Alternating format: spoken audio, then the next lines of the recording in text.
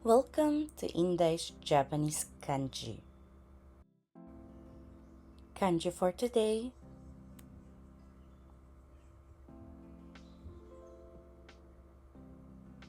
Level N3. Go po tayo kasi medyo mahaba pa po ang quiz natin sa kanji. はい、では5秒前。4、3、2、1。はい、time's up na po tayo po. Ano po? Sana naman po ang tamang sagot po dun is ko. Ito pong number 1 po. Ano po? Tulad po ng nabanggit po ni Jozo-san, kung titingnan niyo pong maigi, papalakihin ko po Ito pong ko, meron pong tao sa left side. Kaya po siya ginamit sa kojin, individual, kasi may kinalaman po siya sa tao. Ano po? Hai. Nanode, modorimasu ne. Hai. 1個200円のリンゴ. Ibig po sabihin, yung apple daw po, 200 yen ang isa. 200 yen ang isang apple. Ano po? Nanode, ang pagbilang po sa linggo is 1個, 2個, 3個. Kaya, ito pong number 1 po na kanji po ang gagamitin. Ito pong number 2, ko. Marasan maaari po kayo mag-meet po kasi naririnig po yung natin, zatsuon po natin po. Ano po? Hai. Pag hindi nyo pa po time para mag-recite, meet lang po tayo. Yoroshiku onegaishimasu. Go協力arigatou gozaimasu. Hai. Ito pong number 2 po, coding po ang tawag po dito po. Ano po? Pero ginagamit po siya as katay. Matigas. Ano po? Katay. Hai. So, maaaring may magtanong, bakit po meron po akong alam na katay pero hindi ganyan ang kanji? Dahil marami po tayong katay na kanji. Meron po tayong ganitong katay.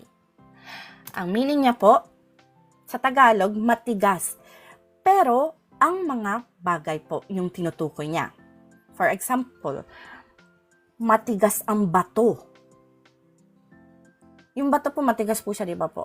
Matigas po ang bato. Doon po siya ginagamit po. At sa advanced knowledge po, pag sinabi pong hyojo ga katay, ibig po sabihin, hindi mabasa ang muka. Ang hyojo is expression po ng muka po yung hyojo. Pag sinabi pong katay, pag sa term po dito, ang katay dito is hindi mabasa ang muka. So, yung katay po sa English is poker, yung hyojo po sa English is face. So, poker face po siya sa English. Kumbaga, nagbi-business kayo, gusto nyo basahin kung nagustuhan niya ba yung offer nyo, pero hindi nyo mabasa ang kanyang face. So, hindi mabasa ang muka. Hyojo ga katay. Diyan po siya ginagamit po. Ano po? Advanced na po to. So, maybe hindi po siya gagamitin dito sa level po na entry po. Ano po? Hi. Dagdag knowledge lang po. Kasi nandito na rin naman po tayo sa salitang katay. So, in-explain ko lang po. Ano po? Tapos yung kanina po nasa papilian po, katay din po ang basa po dun po. Ano po? Pero, may ibig sabihin po siyang matatag. Matatag na relasyon o desisyon. Hai. So, maaari ring atama ga katay. Matigas din po. Meron din po siyang meaning na matigas ang ulo. Bakit siya ginamit as matigas ang ulo? Hindi naman siya bagay. Pwede naman siyang gamitin siguro dito. May isip nyo, pwedeng gamitin dito. Actually, pwede po talaga pong gamitin dito, pero magiging iba po ang meaning niya. Pag ginamitan po ito, atama ga katay, literal nyo pong sinasabing, antigas ng ulo niya. Antigas ng ulo niya. Literal nyo pong sinasabi na matigas yung ulo niya, hindi malambot. Pag hinawakan nyo, matigas. Yun po yung paggamit ito pong katay. Ngayon, pag ginamitan nyo pong atama ga katay, iba na po yung meaning niya. Ang ibig po sabihin, matigas ang ulo niya, yung pananaw niya, may sarili siyang pananaw.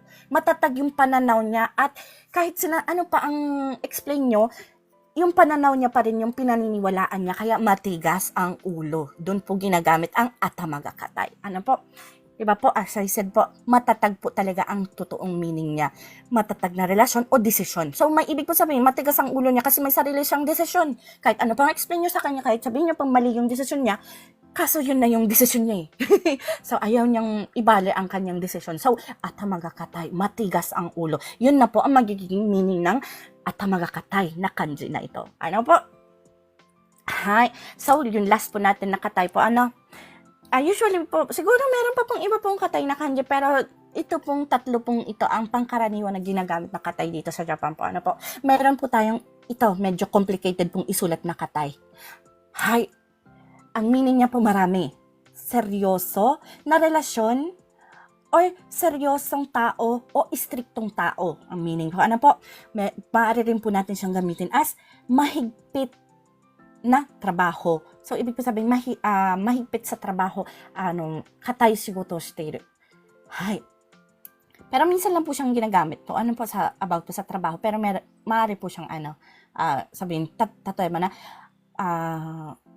shigoto de wa katay rule ga aru.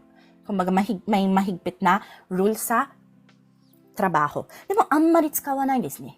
Hay. De, matatag. Mayroon din po siyang ibig sabihin na matatag. Pero, insurance po, seguridad po siya. Yung matatag po dito. Dito po, matatag, pero sa relasyon o kaya decision po siya ginagamit. Ngayon, matatag sa security or sa assurance po. Tatoeba ne, katay chikay. So, matatag na panunumpa. Ang chikay is panunumpa or swear in English. I swear by the moon and the sun. Joke lang yun. Hay, dun po yung ginagamit na at chikay po. Panunumpa. So, pag sinabi pong katay chikay, ibig pong sabihin matatag na panunumpa. Matatag ang kanyang panunumpa. Sinabi niya, anata wo zutto aishimasu.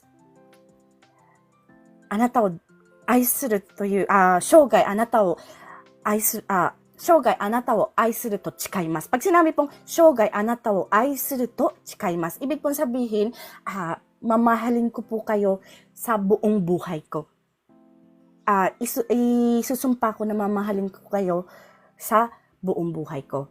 So, ibig pong sabihin, pag sinabi pong shogai, hanggang mamatay po kayo. Hanggang mamatay po kayo. Mamahalin nyo yung siya, ipinapangako nyo or sinusumpa nyo, mamahalin nyo po yun. So, ibig pong sabihin, matatag ang kanyang panunumpa. Katay chikay. Doon po ginagamit ang katay na ito. Okay po. Guys, naiintindihan niyo po ang meaning po nitong tatlong katay? Daijoubu ka na? Kala ko mamahalin kita kahit hanggang malumpo ako eh. Shogai wa hanggang mamatay po. Buong buhay. Maraming pakimusta. Kala ko nagkakalumpuhan na sa pagmamahal ngayon eh. Pwede rin. Hi. Karera nagbago po kayo ng picture. Hindi na si Freeden. Para po kayong tisay, Ang ganda. Hi. Daijoubu ka na? Naintindihan po? Sana all matatag. Rainbow sang opo na screenshot na po para di makalimutan. Hi. Screenshot at advice ko lang po, po natin siya, tawag ko nito, isulat din po natin siya sa notebook para mas masaulo po natin. Hay, yung pagsusulat po sa notebook po, hindi lang po para masaulo po kung paano po isulat, para mag-stick po siya sa ating brain. Hay. Ito po ay cut out from our free entry lesson class. Sa taong 2025, may free entry lesson class po tayo sa TikTok tuwing MWF at 8 p.m. Japan time. Kung nais niyo pong sumali, maaari niyo po akong hanapin sa pangalang Inday in Japan o @Inday in JP. Please follow me and stalk me sa araw at oras na aking nabanggit. Thank you for watching and please continue supporting me, follow me, and share my videos for more contents. Maraming salamat po. Hanggang sa muli.